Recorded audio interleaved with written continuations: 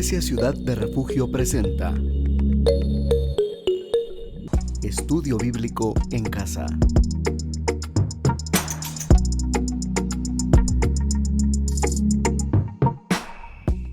Hoy es día de estudio bíblico y la verdad es que a mí me da mucha alegría saber que usted está ahí atento, esperando esta hora, este tiempo para poder meditar en la palabra. Quiero agradecerle por su sintonía, quiero agradecerle por estar ahí pendiente, que el Señor honre su tiempo y también su voluntad por querer aprender.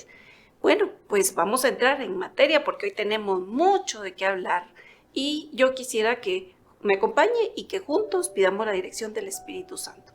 Padre, estamos en este lugar dándote gracias porque este lugar existe, porque nació en tu corazón. Gracias por este canal, Señor, que sirve como un medio para que tu palabra corra, fluya y llegue ahí donde están mis hermanos. Por favor, permite, Padre, que la palabra quede sembrada en los corazones y que seamos hacedores y no oidores olvidadizos, Señor. Gracias porque tú eres bueno y nos enseñas en todas las áreas de nuestra vida. ¿Por qué? Porque tú nos amas completamente y de manera integral en todas las áreas de nuestra vida. Muchísimas gracias. Gracias por tu dirección, Espíritu Santo, úsame por favor. En el nombre de Jesús, amén. Muy bien, hemos estado hablando del sistema económico, del reino, de los principios económicos, hemos hablado de primicias, hemos hablado pues de ofrendas y hoy vamos a hablar de diezmo, esa palabra esponja a muchos cristianos y a los no cristianos mucho más esponjados, ¿verdad? Pero los no cristianos hablan sin conocimiento de causa y por otro lado no les compete. ¿Por qué razón? Porque ellos no pertenecen a este reino. Ahora, a usted y a mí sí nos compete. ¿Por qué? Porque pertenecemos al reino, ese reino precioso en donde el Rey de Reyes es un rey muy rico, pero muy buen administrador, que no le gusta que se desperdicie nada, que manda a que se recoja lo que sobre en canastos. Mire, es interesante y hoy vamos a aprender mucho sobre esto. Yo le pido que disponga su corazón, que traiga su Biblia y que también anote todas sus dudas y las mande, por favor, y vamos a ir resolviéndolas también. Bueno, ¿qué es el diezmo? El diezmo no es otra cosa que es dar bajo el principio que Dios es el dueño de todo y a Él le pertenece todo. Y también con el hecho de bendecir todo lo que yo tengo. Doy una parte y todo lo demás, lo restante, es bendecido. Entonces, el diezmo es el 10% de cualquier cantidad.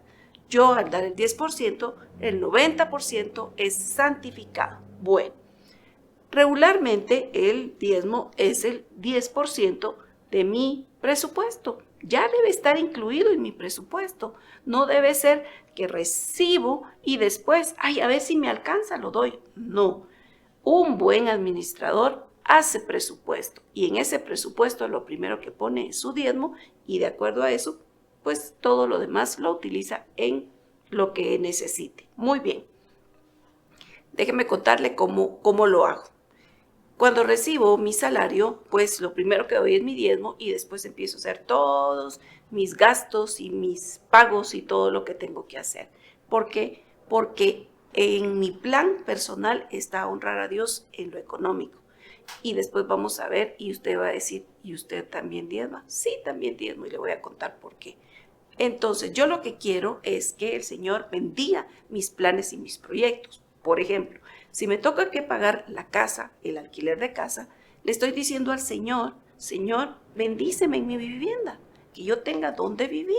Por eso te estoy dando este diezmo, para que tú tengas bendición. Si yo voy a utilizar ese 90%, alguna parte en, por ejemplo, comprar alimento, le estoy diciendo al Señor, Padre, por favor, bendíceme, que no falte alimento en mi casa.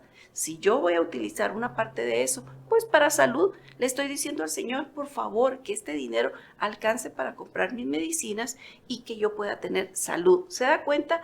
Va más allá de solamente pensar, sí, es que, qué difícil es tener que dar. No, va más allá. Es el hecho de decir, 90% me servirán para que el Señor sea un medio, un canal de santificación y de bendición en todo lo que voy a hacer. Por ejemplo, si yo estudio y tengo que pagar la inscripción, la cuota mensual, lo que sea, la matrícula, lo que corresponda, yo al dar mi diezmo también le estoy diciendo al Señor, Señor, en este proyecto de estudio, bendíceme que siempre haya y que nunca me falte. Eso es. Bueno, el diezmo, así en palabras simples, proviene del hebreo maser y del griego tecate, que indica décima parte. Bueno, fíjese que si vamos a hablar un poquito de historia, pues los israelitas tenían que diezmar por mandato y por obligación. Y déjeme decirle que ellos diezmaban en 3 áreas. ¿Cuáles son esas áreas? En animales, y lo dice en Levítico 27:32. Dice, cuenta 1 de cada 10 de tus manadas y rebaños, sepáralo, es santo para el Señor. Entonces de los animales diezmaba. De los granos también, y era todo de lo que el campo producía, ellos o de la ganancia o el incremento que tenían que diezmar. Vamos a Deuteronomio 14:22 y dice, indefectiblemente diezmarás, escuche esta palabra, indefectiblemente diezmarás todo el producto del grano que rindiera tu campo cada año, y comerás delante de Jehová tu Dios en el lugar que él escogiere para poner ahí su nombre, el diezmo de tu grano, de tu vino y de tu aceite, y las primicias de tus manadas y de tus ganados, para que aprendas a temer a Jehová tu Dios todos los días. Y si el camino fuere tan largo que no pudieras llevarlo por estar lejos de ti, el lugar que Jehová tu Dios hubiera escogido para poner en él su nombre, cuando Jehová tu Dios te bendijere, entonces lo venderás y guardarás el dinero en tu mano, y vendrás al lugar que Jehová tu Dios escogiere y entregarás el dinero por lo que tú desees, vacas, ovejas, vino, sidra o por cualquier cosa que tú deseares, y comerás ahí delante de Jehová tu Dios y te alegrarás tú y tu familia, y no desampararás al levita que habitara en tus poblaciones, porque no tiene heredad ni parte contigo. Al fin de cada 3 años sacarás todo el diezmo de tus productos de aquel año y lo guardarás en tus ciudades, y vendrá el levita que no tiene parte ni heredad contigo, y el extranjero, el huérfano y la viuda que hubiera en tus poblaciones, y comerán y serán saciados, para que Jehová tu Dios te bendiga en toda obra que tus manos hicieren. Ahí vuelve otra vez el principio de bendecir el 90%. Continuemos. Estos principios se aplican aún hoy en día. Mire qué interesante, porque dice, cuando tú vengas a dejarme el diezmo, tiene que ser algo alegre, en donde tú puedes compartir conmigo, vamos a comernos algo, y tú trae a tu familia y nos la vamos a pasar bien en el lugar de adoración. Mire qué interesante. El dar tiene que darnos gozo, tiene que compartirse con los demás, tiene que ser un símbolo de alegría. Y yo quiero hacer énfasis en la palabra indefectiblemente. ¿Qué quiere decir esa palabra? Quiere decir que no puede faltar, que no puede dejar de ser. A mí esta palabra me gusta mucho porque suena como muy rimbombante, pero también es una palabra muy directa. Bueno, los frutos. Había que diezmar los frutos, pero esto de los frutos, mire, a mí me llamó mucho la atención porque hay una forma de diezmar los frutos. Acompáñeme a Levítico 23 y dice, cuando entres en la tierra y plantes árboles frutales, no recogerás el fruto durante los primeros 3 años, sino que lo considerarás prohibido, no lo comas. 3 años. En el 4º año, toda la cosecha deberá ser consagrada al Señor como una celebración de alabanza. Y ahora dice, por último, en el 5º año podrás comer el fruto. Si lo haces de esta manera, tu cosecha aumentará. Yo soy el Señor tu Dios. Se dice, de acuerdo a los teólogos, que los israelitas no daban un solo diezmo, sino que daban 3 diezmos. Bueno. El primero era el 10% de sus posesiones de la tierra. Lo puede leer en Levítico 27, 30, 33. Esto solo se lo voy a citar por cuestiones de tiempo, pero usted apunte y búsquelo. Levítico 27, 30, 33. Bueno, esto era entregado a los levitas porque recuérdese que ellos no tenían pues un terreno, una casita, sino que ellos ministraban en el templo. Entonces los israelitas le llevaban a ellos los diezmos. Pero no crea usted que los levitas no diezmaban, sino que los levitas recibían y ellos diezmaban. ¿Qué quiere decir esto? ¿Los pastores no diezman? Pues no debería de ser así. Yo no sé si todos diezmen o no, pero déjeme decirle que el pastor, nuestro pastor, diezma. Y yo puedo dar fe de eso, porque vivo con él. Y entonces, es importante, muy importante, porque eso da bendición. La casa también es bendecida y uno es agradecido. Entonces no se trata por qué posición tiene uno, por eso se diezma o no, sino que es el agradecimiento que uno tiene. Los levitas diezmaban. Bueno, continuemos. Segundo diezmo, era tomado de todo el producto agrícola y eso era bien interesante porque era presentado a Dios, pero era para las fiestas, para el Señor, para poder hacerle sacrificios, para poder alabarle. Mire qué bonito. De verdad que esto es, en la casa del Señor nunca hacía falta nada. ¿Por qué? Porque aquí está el método, cómo hacerlo. Esto está en Deuteronomio 12, 17 y 18 y 14, 22. Entonces, este mandamiento era considerado como el segundo diezmo. También puede ver usted Levítico 27, 30 y Números 18, 21. Bueno, ¿recuerda usted Malaquías 3:10? Bueno, aquí está, es el primer diezmo. Y se dice que existía un tercer diezmo, que ese se daba cada 3 años, que era para el beneficio de los levitas. Entonces, de esto, pues los teólogos no están muy seguros, pero regularmente entonces los israelitas no diezmaban el 10%, sino que aproximadamente un 19%. Sí daban los dos diezmos, 19%. Y entonces, ¿quién dijo que no se puede diezmar más de 10? Claro que se puede. Vamos a seguir hablando de este tema y por favor no se vaya a esponjar. Regresamos porque tenemos que ir a la pausa.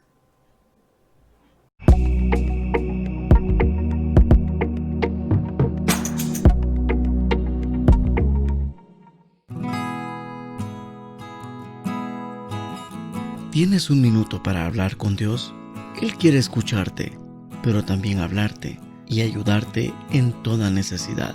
Llama al 4172-8205 y alguien te apoyará en consejo y oración a Dios. Línea de Refugio 4172-8205, disponible las 24 horas.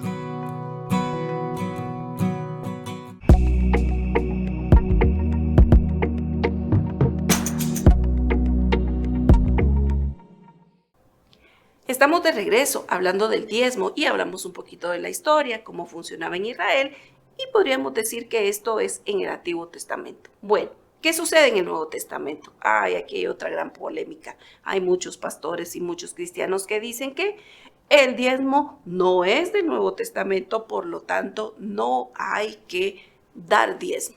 Déjeme decirle que las personas que dicen esto no han leído la Biblia.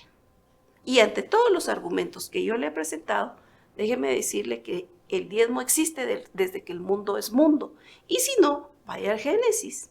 Y antes de la ley, dice que Caín y Abel presentaron a Dios su ofrenda. Y también dice que Abraham dio su diezmo. Entonces, pueden leer Génesis 14, pero también yo les invito a que lean Hebreos 7.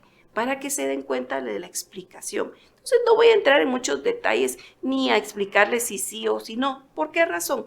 Porque Dios espera que los cristianos no solo den parte de lo que poseen, sino que se entreguen totalmente a Él. Uno no se puede entregar un poquito. Déjeme decirle, cuando una pareja se compromete o cuando se casan, no puede decir, bueno, se comprometió solo mi mano. Se dice, pidió su mano, pero no solo la mano se va la novia completa, ¿verdad? De eso se trata. Si yo quiero darle al Señor mi adoración, mis emociones, mi conocimiento, todo mi amor, todo mi respeto, mi adoración, pero no le doy el dinero, estoy dándome incompleto. Entonces, por simple lógica, nada más, si yo me estoy entregando al Señor, ¿cómo no voy a entregar también mi dinero? O sea, es absurdo pensar, querer entregarme a Dios, pero una parte no. Eso no aplica. Es simple agradecimiento. Si Dios se dio todo y dio lo que tenía y lo más amado, ¿qué es el dinero? ¿Qué es el dinero? El dinero, muchos creen que el dinero les va a traer posición, que el dinero les va a traer, pues, muchas cosas. Déjenme decirle algo. El dinero puede pagar un doctor, pero no le puede traer sanidad. El dinero puede pagar una carrera universitaria o una escuela o un colegio, pero no dar educación. El dinero puede pagar una boda preciosa y pomposa, pero no el amor y la felicidad en el matrimonio. Así que por eso es que nosotros amamos a ese Rey de Reyes y estamos en este sistema, porque Él sí tiene la capacidad de entrar en esas áreas, sanar al enfermo, darle paz a los que están casados y también puede ayudar a los que están estudiando y darse cuenta que la sabiduría y la inteligencia proviene de Él. Así que los logros en esta vida son gracias a Él, no gracias a nuestras habilidades. Entonces, ¿qué se espera de un cristiano? Que sea generoso, que dé y que dé para toda buena obra, dice la palabra. Y cuánto más la buena obra de la extensión del reino. Cuánto más si va a una casa de fe, que es la iglesia, y se alimenta su espíritu, lo que se espera es que un huésped pague por su comida o no. Entonces, de eso se trata, de que el reino sea extendido. Entonces, dar es un asunto de fe. Yo no puedo decir que tengo fe sin dar. Recuérdese usted que sin fe es imposible agradar a Dios. Se espera que los cristianos den voluntariamente, sin opresión, que den con alegría y con gusto. Se cuenta una anécdota de un viejecito que ya era mayor, de 90 años, que se ganó la lotería y se ganó pues una cantidad bastante grande, entre $500,000, imagínense, o más. No tengo la cantidad exacta. El punto es que él padecía el corazón. La familia tenía mucha pena de darle la noticia y de decirle que se había ganado ese tremendo premio. Bueno, entonces le pidieron favor al pastor que fuera él el que diera la noticia. Y dijo el pastor, está bien, yo lo haré. Y se fue el pastor a visitarlo, como siempre tal vez lo hacía, oró por él, le preguntó por su salud, cómo se sentía, y entre la plática le dice, ¿qué haría usted, Leo, si se ganara la lotería y pues ganara $500,000? Ay, dice el abuelito y se sonríe, eso es tan fácil, eso no es difícil de pensar qué haría yo. ¿Qué haría ustedes? Yo lo regalaría todo a la iglesia. ¿Y sabe qué pasó? Al pastor le dio un ataque y murió, porque no lo creía, se asustó y se asombró. ¿Por qué razón? Porque es asombroso ver personas así. Regularmente dicen las estadísticas que quienes sostienen la obra del Señor es el 5% del 100% que asiste a la iglesia. Mire qué triste. Yo ya le he contado a usted que las estadísticas dicen que la gente en Estados Unidos, y aquí también no estaremos muy lejos de eso, gasta más en concentrado para mascotas que en el reino de Dios. Es preocupante. Bueno, entonces dar es un asunto de fe. Mire, a mí me llama la atención lo que dice Gálatas 3. Dice 3:6. Así fue con Abraham. Creyó a Dios y ello se le tomó en cuenta como justicia. ¿Recuerda usted las palabras de Malaquías 3:10? Y probadme ahora en esto. Si yo no creo en esa palabra, no se me está tomando como justo. Mire qué interesante. Y entonces dice el versículo 7 de Gálatas 3, por lo tanto, sepan que los descendientes de Abraham son aquellos que viven por la fe. En efecto, la Escritura, habiendo previsto que Dios justificaría por fe a las naciones, entonces, por medio de Abraham, iban a ser benditas las naciones. ¿Por qué? Por la fe. Entonces, si usted no tiene fe en que al dar el diezmo, usted está cumpliendo un mandamiento, usted está bendiciendo su casa, que usted está obrando para bien, que está acumulando tesoros en el cielo, usted no tiene fe, está dudando de Dios, está desconfiando y no le será tomado ni contado como justo, como justicia. Bueno, ya le he presentado distintos argumentos y varios argumentos. Pero aún así, a pesar de todos estos argumentos que muchos hermanos conocen, aún así, como le decía, se esponjan. Y cuando se les habla del diezmo, es como que sí. Yo me siento ahorita que a muchos hermanos esto no les va a gustar. ¿Por qué razón? Porque pareciera que yo o los pastores, cuando les hablan de diezmo, los estuvieran asaltando con arma blanca, que los estuvieran extorsionando. Es tanto el enojo y el escándalo que se arma, que pegan el grito en el cielo, que empiezan a decir que el pastor es un avaro, que en esta iglesia solo se pide dinero, que saber qué harán con el dinero. No se preocupe por eso. ¿Por qué razón? Porque dice la palabra de Dios que Dios cuenta nuestros cabellos. Si Dios lleva un inventario de los cabellos, ¿cuánto más nos llevará de las finanzas de su casa? No se preocupe, porque Dios le va a pedir cuentas. Hay muchas parábolas en donde se dice que el amo le va a pedir cuentas a los administradores. Incluso hay una parábola del mayordomo infiel. Así que usted no se preocupe, usted dé, porque Dios lleva las cuentas. Lleva las cuentas del que administra lo que se da y también lleva sus cuentas. Tiene un cuadernito ahí donde lleva sus cuentas. Mejor preocúpese por sus cuentas personales que por las cuentas de la iglesia, porque el Señor las tiene, ¿sabe qué? Muy claras. Él conoce y lo ve todo. Bueno. Yo no sé por qué la gente cuando vivía también en el mundo se gastaba el dinero en cuantísima cosa. Y cuando hay vicios, uy, qué terrible. Usted no sé si ha escuchado cuántas amas de casa, cuántas mujeres realmente preocupadas porque el esposo le pagaron hoy y ya, pues dentro de 2 días ya no tiene nada.